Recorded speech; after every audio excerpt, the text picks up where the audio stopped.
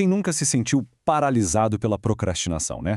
Hoje, a gente vai mergulhar nas ideias centrais do livro O Poder da Autodisciplina, para entender de vez como é que se transforma essa inércia em ação e, finalmente, como alcançar aqueles objetivos de longo prazo. Bora lá?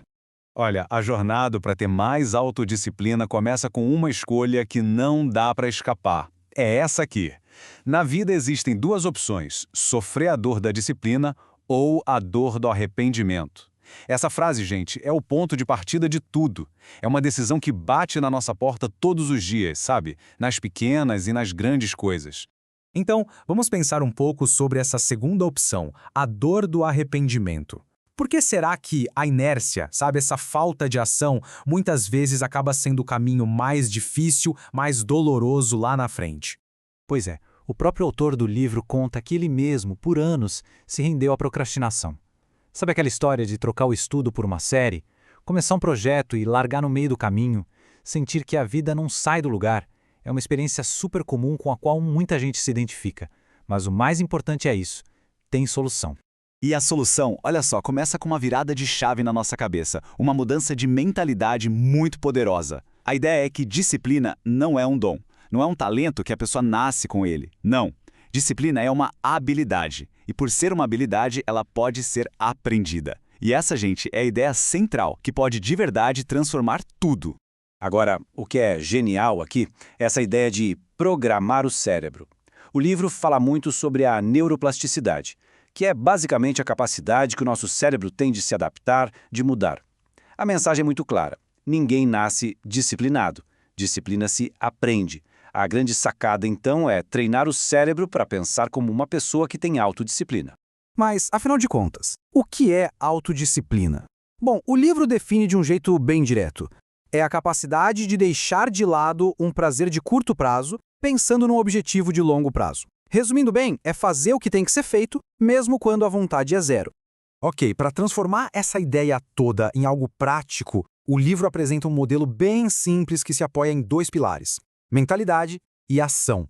É justamente a combinação do jeito de pensar com o jeito de agir que constrói a base para uma disciplina que dura, que se sustenta. E aqui a gente consegue ver essa estrutura. De um lado, a mentalidade, que é o nosso jogo interno, né? Coisas como definir um propósito, aceitar o desconforto. Do outro lado, a ação, que é o jogo externo. Aí entram as estratégias práticas, tipo o detox de dopamina, os microhábitos, se organizar, eliminar distrações. A gente vai focar nos pontos principais de cada um. Então, vamos começar pelo primeiro pilar: forjar a mentalidade. É aqui que tudo começa, sabe? Nas nossas crenças, na perspectiva que a gente tem, que são o verdadeiro combustível da disciplina. O combustível para a disciplina, segundo o autor, é um propósito muito claro.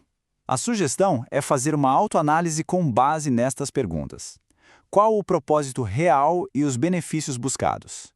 Como uma pessoa quer ser vista daqui a 1 ano? E como vai ser a vida dela em 5 anos? E os resultados em 10?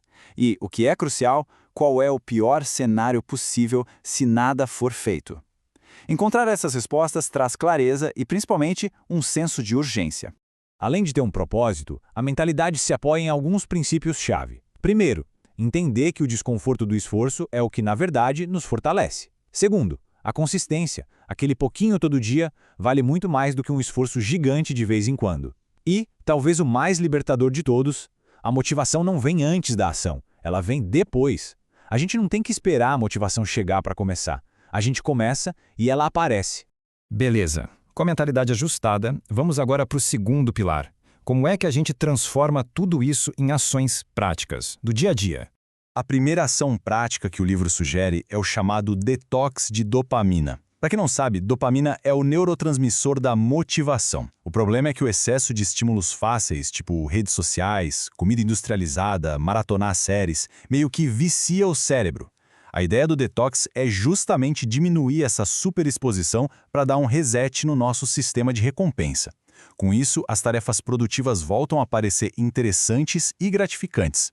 Depois de recalibrar o sistema de recompensas, o próximo passo é treinar o cérebro para a ação de verdade, usando uma coisa chamada microhábitos. E essa é uma técnica muito, mas muito poderosa para criar aquele impulso inicial e fazer os novos hábitos realmente pegarem.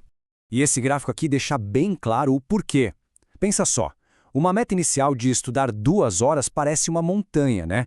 É intimidador e a chance de desistir é grande. Agora, um micro-hábito como estudar por 4 minutos, poxa, 4 minutos é tão pouco que fica quase impossível não cumprir. E é exatamente assim que se treina o cérebro para a consistência. O foco é no processo, em fazer um pouquinho todo dia e não na perfeição. E tudo isso nos leva à mensagem talvez mais urgente do livro. Conhecimento é ótimo, mas o primeiro passo tem que ser dado agora. Já passou da hora de só aprender, chegou a hora de fazer. É como diz essa citação, que é um verdadeiro soco no estômago. Não adianta ter toneladas de conhecimento se tem gramas de atitude. A mudança de verdade só acontece quando todo esse conhecimento é colocado em prática.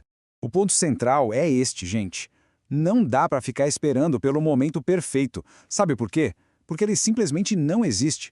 O momento certo é aquele que a gente cria, com uma ação, por menor que ela seja, mas executada agora. Isso tudo nos leva a uma última pergunta. Para fechar com a reflexão. Depois de tudo isso que a gente viu, qual é a menor, a única, pequena ação que pode ser tomada para começar agora mesmo?